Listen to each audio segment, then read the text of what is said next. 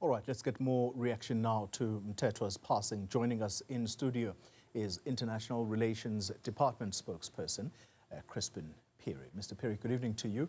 Thank you very much for making time for us. A difficult conversation this has to be, partly because what has happened here is too far away from South Africa. So let's start with you walking us through what happened on Monday. Well, we can't at this point provide a comprehensive commentary on the passing of the late ambassador.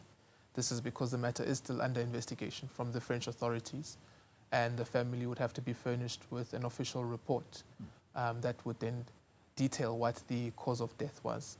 So at this point, we wouldn't be able to provide extensive details. Yeah. But safe to say that, as we understand it, the ambassador's wife, upon learning that the late ambassador was not yet back from a function, she then informed the police late at night that something is amiss, and that's when the search began late last night. And at about 1 o'clock South African time today, we got confirmation from the French authorities through the ambassador's wife as well that indeed the very sad news is true. So it would appear that at least there is some bits of information that we are getting from you. At least I'm learning it for the very first time. So the ambassador would have attended a function on Monday night, but his wife then triggers the police to go on a search because the understanding is that she sent a message saying that there is a worrying message from him. Are you aware of that? What do you know around those circumstances? Yeah, it's details that we would prefer not to bring into the public domain as yet until there's official reportage around from the officials, the authorities in particular, around the circumstances of his death. And we would really want to leave it at that, but also to urge South Africans not to speculate until we have a comprehensive report from the investigative authorities. Any clues about when the French authorities might conclude their investigations? Because there are things that are just not making sense. Yeah. The ambassador leaves, as you're telling us now, leaves a function, but instead of going to his residence, he books himself to a hotel which is understandably not too far from where he stays, and he takes the floor number 22. He is then later discovered outside the hotel, assumed to have plunged, having forced a window open.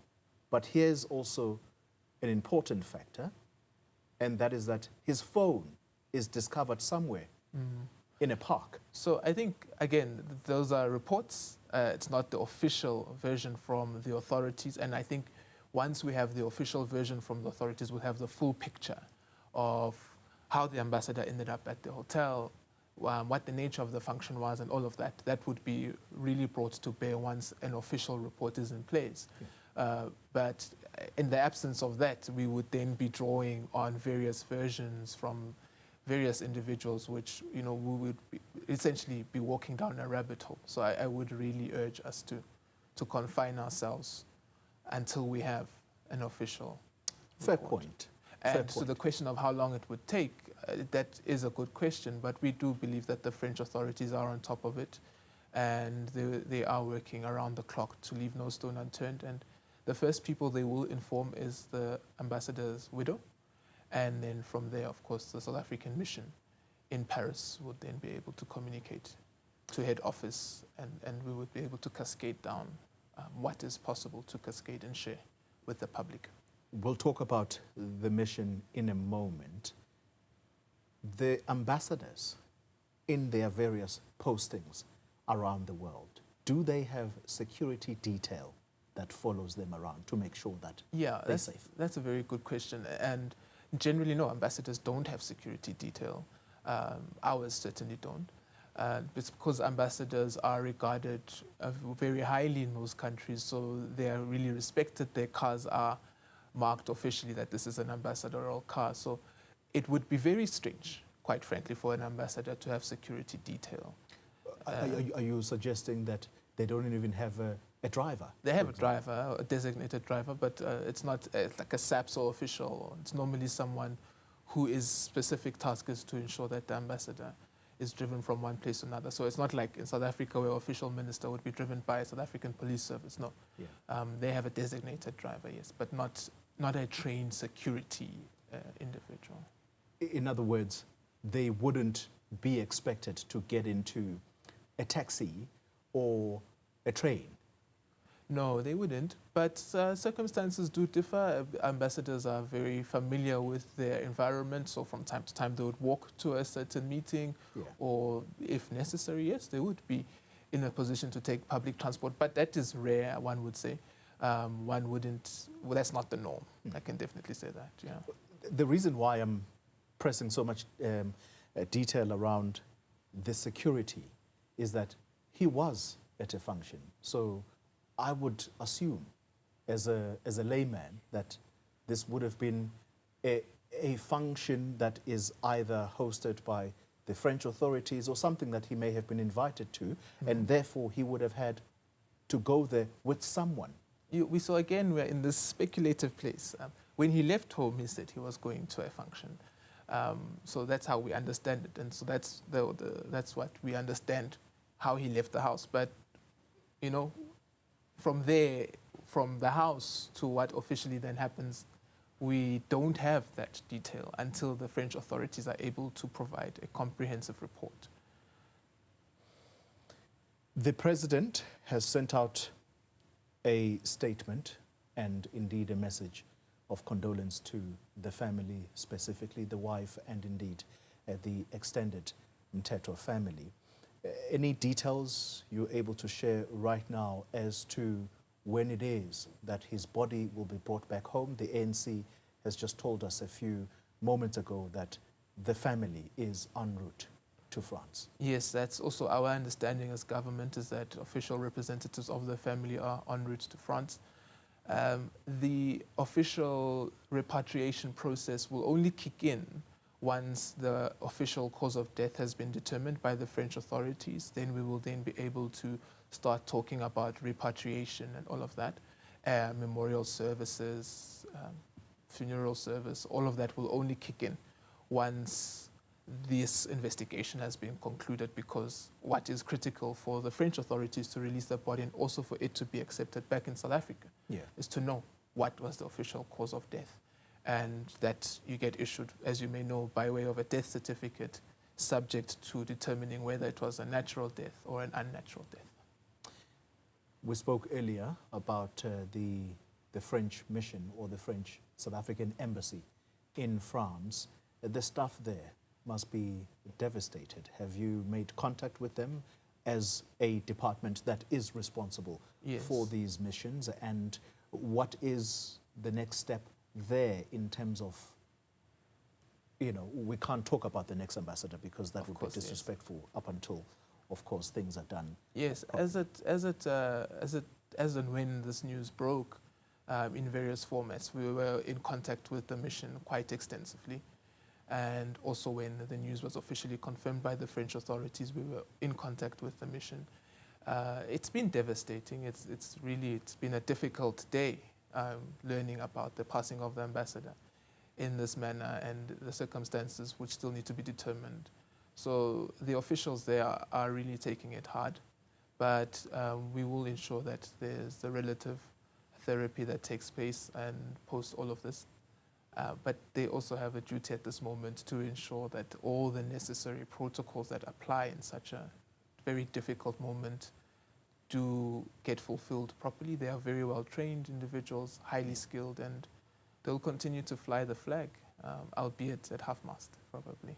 Yeah, the president also reflecting on the kind of work that Ambassador Mthethwa had done there, strengthening South Africa's ties with the French Republic. Are you able to delve deeper into just some of the things that he had done to make sure that South Africa's relations with France remain cordial? Absolutely. Just recently, in fact, a couple of days ago, he had just returned from Monaco, where he had gone to present his credentials to the Principality in Monaco.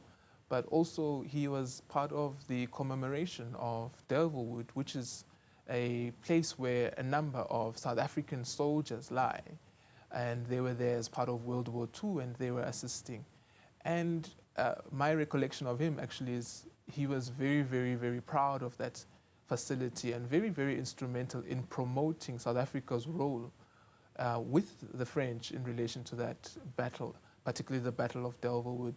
And he was very, very proud of that facility. It's one of the very well-maintained facilities in France, commemorating our history and our relations with the French, which go very, very far back. He was a historian as well, someone who had a deep, deep reverence for history, understood its importance, and presenting it in its proper context. And as an ambassador, he was highly, highly regarded by his counterparts in France. A number of our interactions with him in France and with the French government, you could see that this is someone who's well acquainted with the task at hand. Final question to you, and I did put this to the representative of the ANC, that already there is a whole lot of speculation in the country in relation to what has come out of the Madlanga inquiry versus his name being mentioned there in the not so flattering terms. What would your message be to members of the public who are probably into speculation overdrive right now about Mr. Mthethwa's name being mentioned at the inquiry versus what has happened? Yeah, I think let's refrain from being speculative. Let's look at the facts as they are. And as you know, with matters like this commission, normally we will only have a full appreciation of exactly what the facts are after the commission has concluded its work and after it publishes a report around various findings and various individuals' names who get mentioned there. I, in fact, also learned recently that the former Minister of Justice was currently the Minister of International Relations. Name was also mentioned in a different context. So it's the nature also of these forums where individuals' names will get mentioned, but it would be cynical and maybe, I would say, also premature for one to take judgment seemingly because people said, oh, Xolim Gambi wrote X. I think we need to wait for the fulcrum of the report before we reach substantive conclusions around all of this.